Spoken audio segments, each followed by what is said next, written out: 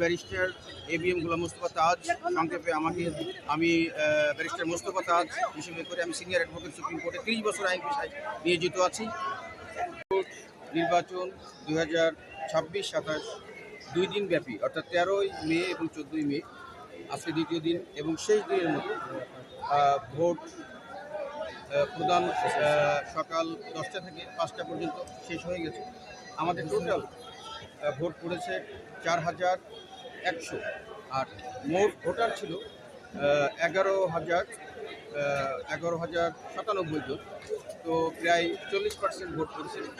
অস্বাভাবিক গরম, আপনারা লক্ষ্য করেছেন যে 13 এবং 14 তারিখ প্রচণ্ড গরম ছিল। এই গরম উপেক্ষা করে সারা দেশ থেকে, বিশেষ করে বিভিন্ন বারের আমাদের নির্বাচিত প্রেসিডেন্ট, সেক্রেটারি, সাবেক এবং জ্যেষ্ঠ আইনজীবীরাও এবং অসুস্থ থাকা সত্ত্বেও তারা এসছে, ভোট দিচ্ছে। অত্যন্ত একটা গণতান্ত্রিক পরিবেশে, শান্তিপূর্ণ এবং উৎসাহ নিয়ে উৎসবমুখর পরিবেশেই ভোটটা সম্পন্ন হলো। এবং সুপ্রিম কোর্টের ইতিহাসে এইরকম একটা নির্বাচন, এত শান্তিপূর্ণ, এত গণতান্ত্রিক পরিবেশ, এত সুন্দর একটা অনুকূল পরিবেশে সুপ্রিম কোর্টের ইতিহাসে বিরল।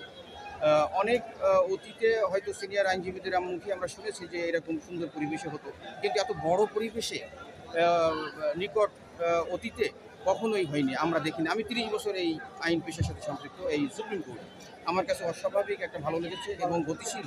আমাদের প্রধানমন্ত্রী জনাব তারেক রহমান যে গতিশীল নেতৃত্ব দিচ্ছেন, এই গতিশীল যে নেতৃত্ব, এটা সারা বাংলাদেশে ছড়িয়ে পড়েছে।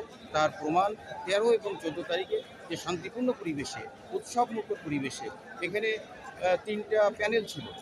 বাংলাদেশ জাতীয়তাবাদী দল সমর্থিত নীল প্যানেল, 11 দলীয় জোট, জামাত সমর্থিত লাল সবুজ এবং সবুজ প্যানেল এবং NCP সমর্থিত একটি লাল সবুজ প্যানেল ছিল।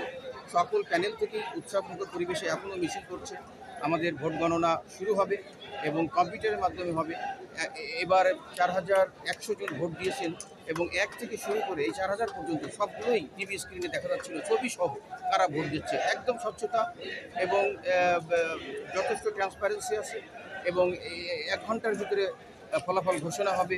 বাংলাদেশ জাতীয়তাবাদী দল সমর্থিত নীল প্যানেল পূর্ণ প্যানেলে বিজয়ী হবে আশা করছি এবং বিশেষ করে প্রেসিডেন্ট, সেক্রেটারি পদ সহ আরও গুরুত্বপূর্ণ পদে যাবে। এবং দেখা যাচ্ছে যে একটা বাংলাদেশ জাতীয়তাবাদী দলের প্রধানমন্ত্রীর নেতৃত্বে যে গতিশীল ধারা রাজনীতি চলছে, সেটা আমরা আইনজীবীদের মধ্যে পাচ্ছি। আমরা আশা করি যে বাংলাদেশ টেকসই করবে, বাংলাদেশ দীর্ঘজীবী হবে।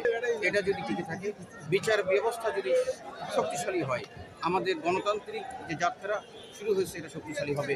এবং আমরা প্রধানমন্ত্রীকে সুপ্রিম কোর্ট উপহারের মধ্য দিয়েই আমরা সাধারণ আইনজীবীরাও কিন্তু আজকে খুব আনন্দমুখ যখন শুনছে যে প্রধানমন্ত্রী বলছেন যে যদি পূর্ণ প্যানেলে বিজয়ী হয়, আইনজীবীরা যা চাবে তাই দেবে।